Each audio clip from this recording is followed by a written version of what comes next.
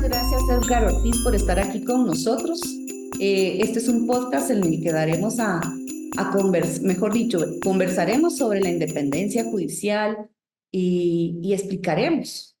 Tú me ayudarás a hacer eso. ¿Qué importancia tiene? ¿Qué efectos tiene? ¿Qué causas? Eh, y sobre todo, el impacto que tiene en la vida de los ciudadanos. Gracias por estar. Yo sé que estás lejos de nosotros, pero estás siempre pensando en Guatemala y en este país que tanto pues, le haces falta.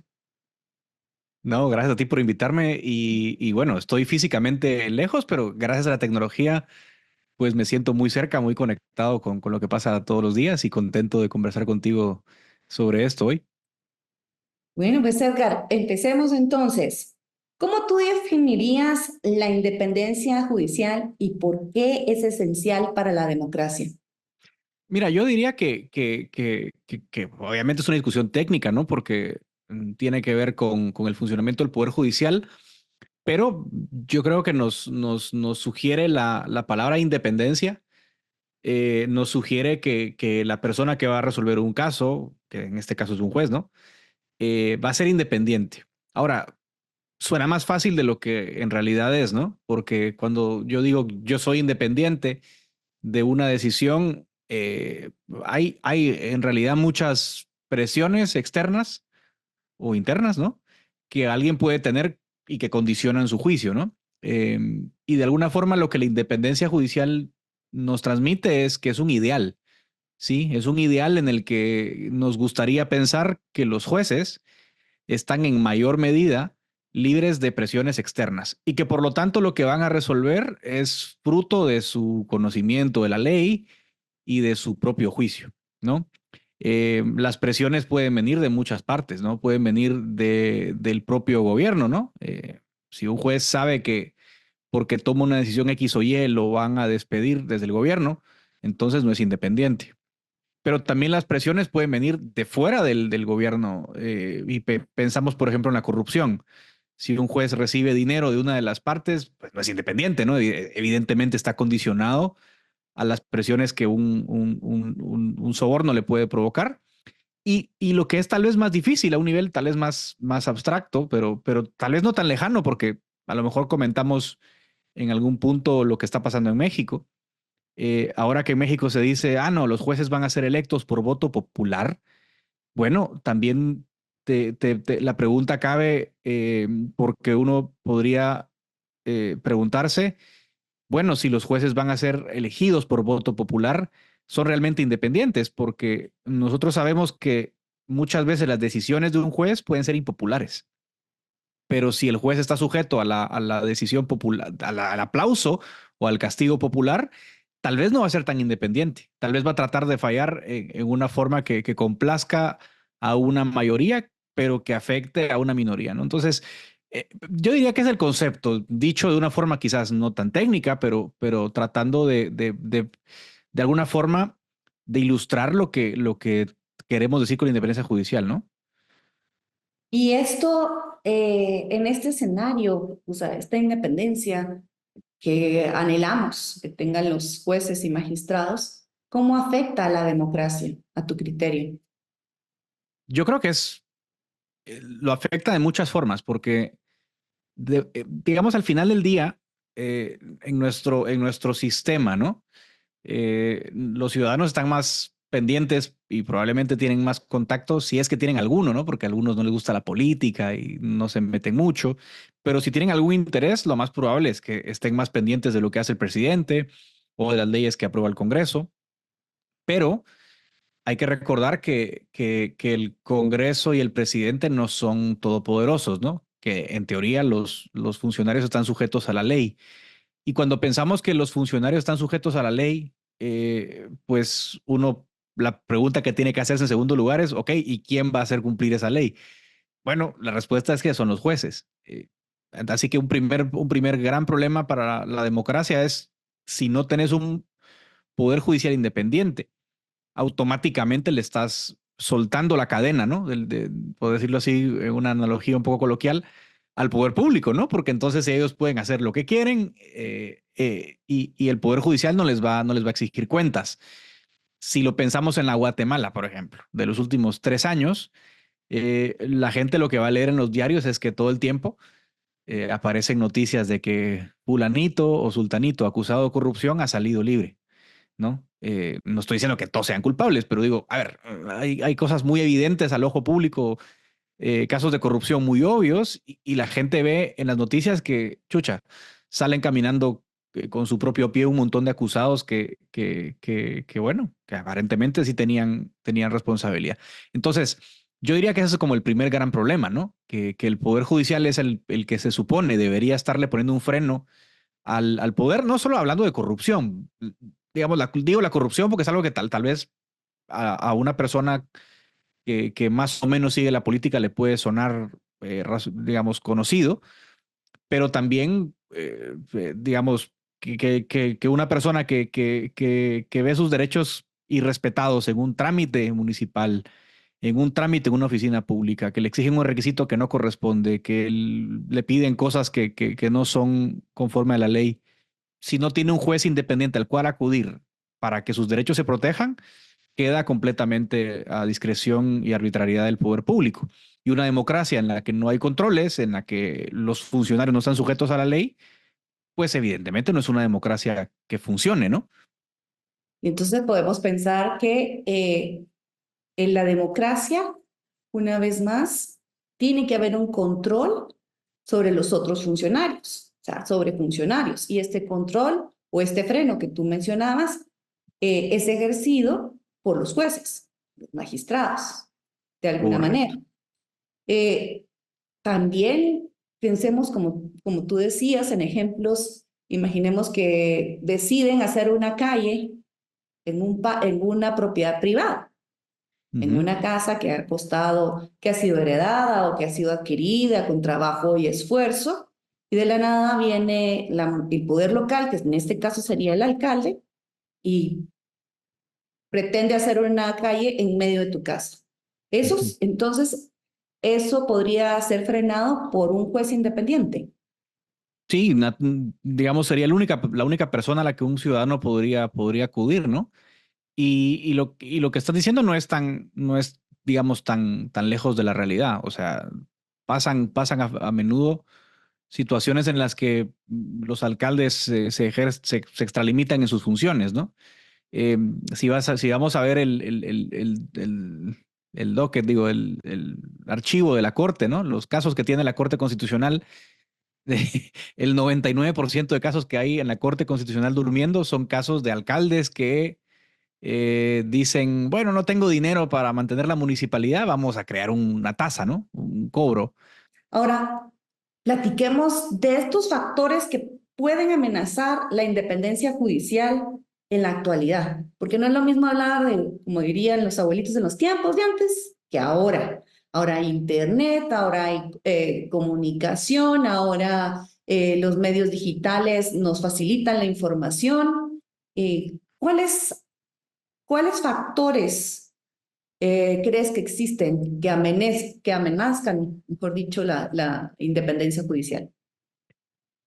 Mira, yo creo que hay muchas cosas, pero concretamente en Guatemala yo pienso que el problema más grande que hemos tenido en los últimos años es el tráfico de influencias, ¿no? O sea, hay un problema de corrupción muy grande en el Poder Judicial que yo creo se ha ido exacerbando con el paso de los años, ¿no? Entonces, lo que tenemos hoy, y Guatemala lo vivió en 2024 con su proceso de elección de cortes, pero no solo lo vivió en 2024, lo vivió en 2019, en 2014, cada vez que toca cambiar Corte Suprema, Corte de Apelaciones, eh, pues los ciudadanos empiezan a leer en los medios que tal o cual grupo, ¿no?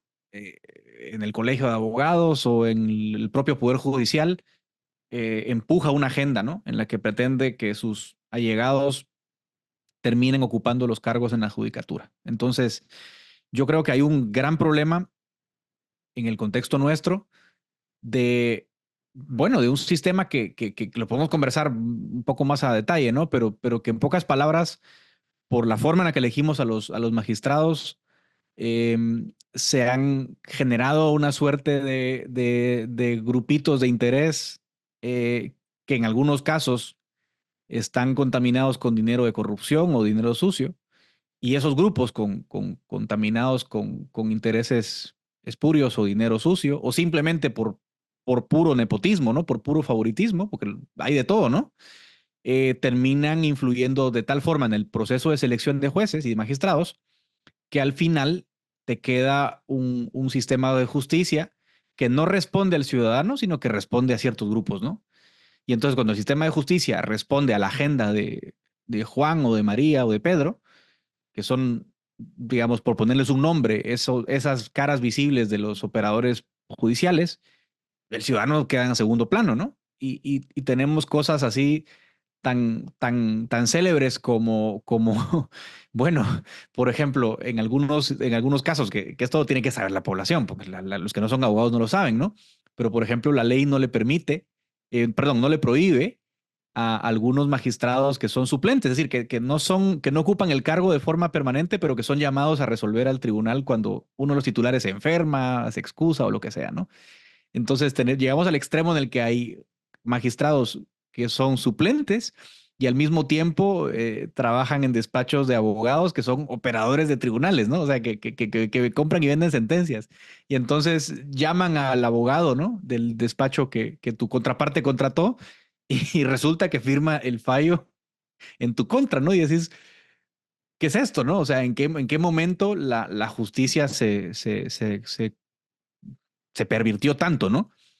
Entonces, yo creo que ese diría yo que es el principal problema. Ahora, ese es el síntoma, evidentemente. El síntoma de un problema más grande que es, bueno, el mecanismo que usamos para seleccionar jueces es muy malo.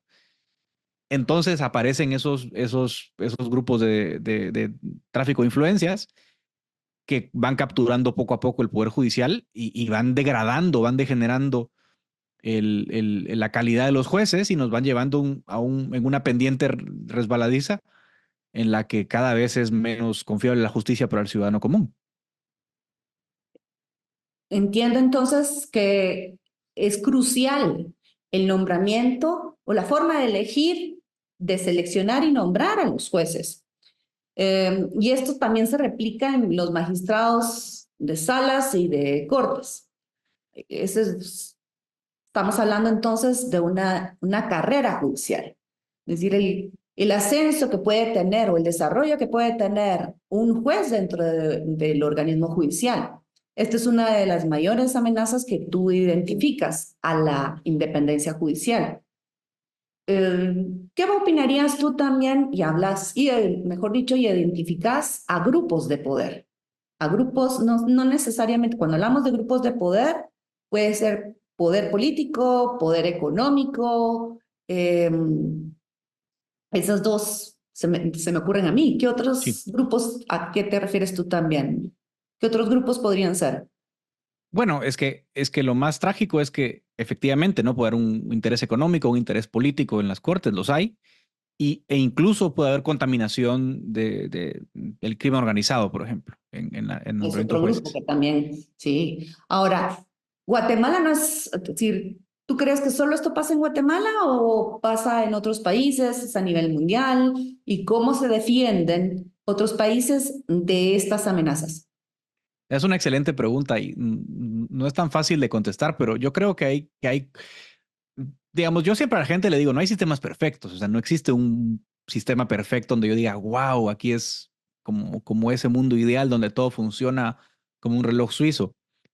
Pero yo creo que hay como distintos eh, problemas en contextos diferentes. Ahora que estoy en Estados Unidos, por ejemplo, estudiando derecho, o sea, yo te puedo decir, hay un montón de problemas en el sistema judicial americano, pero son problemas distintos, ¿no? O sea, no, aquí no se habla, por ejemplo, de que el fulanito puso a sus magistrados y que entonces pagó la campaña. Bueno, no son cosas que suelen pasar a menudo, pero hay otro tipo de problemas, ¿no? Que los jueces son políticos, ¿no? Y que si Trump los nomina son conservadores y los nomina Biden son progresistas y quizás no es un sistema perfecto, pero de alguna forma tiene una ventaja sobre el sistema nuestro, para compararlo, ¿no? por lo menos al final del día, los jueces que son nombrados por un presidente o por otro, digo, hablo de jueces federales, ¿no? Están ahí de por vida hasta que se jubilan, ¿no? Hasta que se mueren. Entonces, al final, sí son bastante independientes en el sentido de que pueden fallar y de hecho ha pasado. Jueces que puso Trump fallaron en contra de Trump. Y uno dice, ¿por qué? Bueno, porque no, su horizonte temporal está más allá de Trump, porque Trump se va a morir en 7, 10 años, 15 años y ellos van a seguir ahí 20, 30 años, ¿no? Entonces, no tienen esa preocupación que sí tiene un juez en Guatemala, por ejemplo. Pero en América Latina se parecen más a los problemas nuestros, ¿no? Justamente quería entrar, regresar, hacer unos pasos hacia atrás y pensar, bueno, explicar o conversemos más sobre este modelo que se eligió para determinar quiénes son los jueces y cómo, Mm. sobre todo los magistrados de la Corte Suprema de Justicia y salas de apelación. Yo recuerdo perfectamente que esto nace como un modelo exclusivo para el Tribunal Supremo Electoral, Sí. porque existía mucha desconfianza en los años 80, en donde se elaboró la Constitución, en los políticos y en el aparato estatal en general, en todo Mm. aquello que era público. Entonces, se pensó, bueno, ¿en quién sí confía la población? ¿Quiénes, quiénes tienen ese reconocimiento? Pues entonces, que sea la academia, ¿verdad? Aquellos pensadores que fueron perseguidos en el conflicto por tener ideas diferentes a la del Estado, a la del gobierno de turno. Y en aquellos tiempos hablamos de gobiernos militares. Entonces, ahí se puso la confianza. Y luego se volteó a ver, pareciera el constitucionalista volteó a ver también en quiénes eran los más preparados y quiénes podían saber de leyes.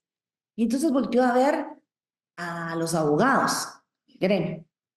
Y bueno, ¿y quiénes saben de cómo se hace el trabajo? ¿Quiénes sacan el chance? Los que están ahí sentados haciéndolo día a día, los magistrados. Entonces, por eso se arman estas comisiones de postulación para el Tribunal Supremo Electoral y para la mitad de la Corte Suprema de Justicia. La otra mitad era electa directamente por el Congreso de la República. Se traslada esta al final, cuando viene una crisis, algunos creen que es una oportunidad para mejorar y también para avanzar en el sistema y solucionar. Pero pareciera que en ese momento solamente se vio a corto plazo. Y se traslada este modelo de comisiones de postulación a la Corte Suprema de Justicia, a la totalidad de la Corte Suprema de Justicia, y no sé por qué motivo a salas de apelación. No sé si tú sabes el motivo, el de las salas de apelación, pero obviamente en ese entonces, y esto fue a raíz del rompimiento constitucional que se intentó hacer en los 90 con el Serranazo.